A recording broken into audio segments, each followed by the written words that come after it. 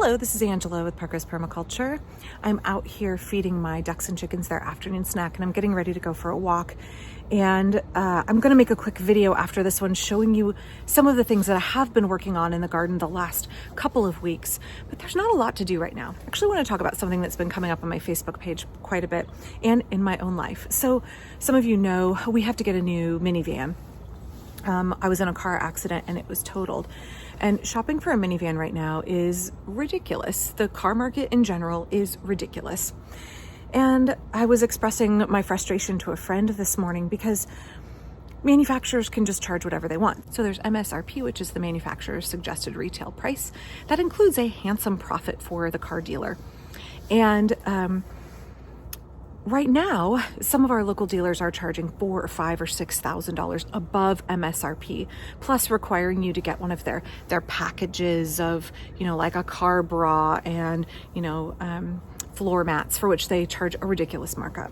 So we're looking at 10, 15, 20% add-ons to the cost of a new car. Now, before you tell me, Angela, just go buy a used car. We've been saving for a new car for a really long time. And also the cost of a used minivan right now is more than the cost of a new minivan, sometimes as much as $10,000 or $15,000 more because there's such a shortage. So it's just cost prohibitive for me to shop for a used one unless I'm looking at a car with 200,000 miles on it. And I want a car that will last me for the next 20 years like my last minivan has. So on my Facebook lately, I've maybe been posting some more things that are an outlet for some of the frustration that I've been feeling. Maybe some more like anti-capitalist memes, maybe some more tweets and posts that are an accurate criticism of the exploitation, both in terms of resources and in terms of labor, that were done by our grandparents and parents and great-grandparents' generation, that our generation and our children will be bearing the cost of, right? Those debts are going to be cashed in, whether we like it or not. They're going to be called in and we're going to have to pay them. And I've had a number of folks who've kind of flounced from my page, which is like, again, you don't have to announce your departure, but, saying this is too provocative, this is too divisive, this is too political, I'm leaving their page, I'm not going to follow you anymore. And that's well and good. You have absolutely every right to choose what kind of media you want to consume, what kind of media you don't want to consume. But I think that for me, when I hear the criticism that some of the material I've been posting or some of the opinions I've been posting are not about permaculture or not about sustainable living, I have to disagree with you on that. And the example of car shopping has really brought that to the forefront for me. There is no way we can live in a system where there is price gouging, where there is what I feel is predatory practices by businesses.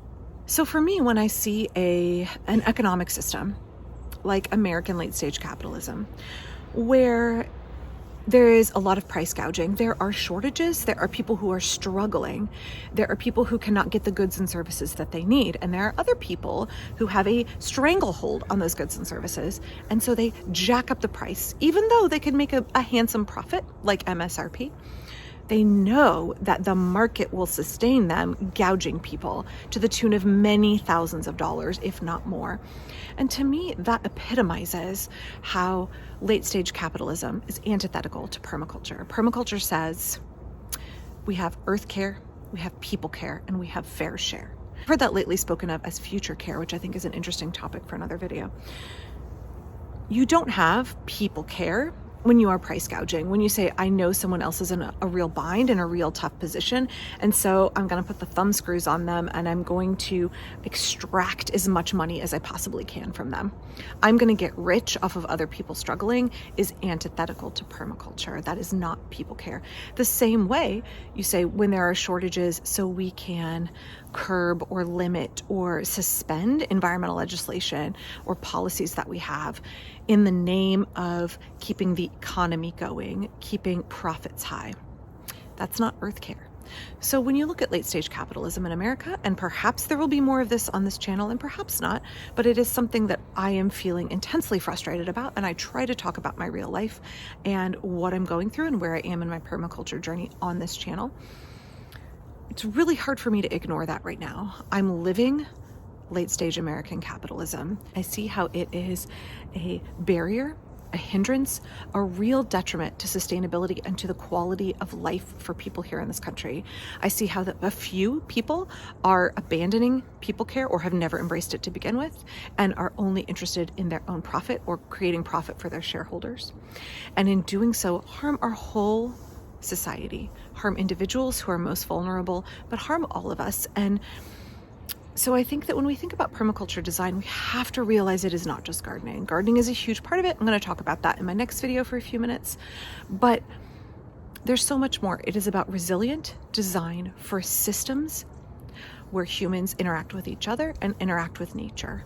And therefore, I think we have to reach a point in our progression of understanding permaculture ethics and principles where we say, the economic system that we have here, whether you want to call it late-stage capitalism, whether you want to express frustration about corporate oligarchies, all of that has to come to a head. You have to process that.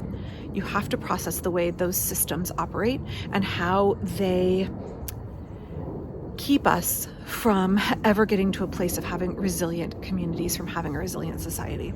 And I don't have all those answers. I have expressed that in some recent videos, but I just wanted to answer that critique that folks have had lately, only on my Facebook page really, that discussing the economic inequalities, discussing how our foremothers and forefathers have perhaps created systems that benefited them but harmed future generations, that future care, as how we see the permaculture ethic of fair share. Failing to address those, to look at those straight on in the face and say, how can we correct? How can we course correct? How can we do things better? I think failing to do that is keeping us from ever becoming a truly resilient people. It's one thing to grow some of your own food. It's one thing to grow all of your own food. It's another thing to actually try and run your own life when you are trapped in American culture. And I think that that thread will keep running through my work here for the time being. And if you have thoughts, I would love to hear them. I'm going to go on my walk now before I miss all of the rest of the daylight. I hope that you are staying well and safe. Please click like and subscribe and share your thoughts down below. Thanks.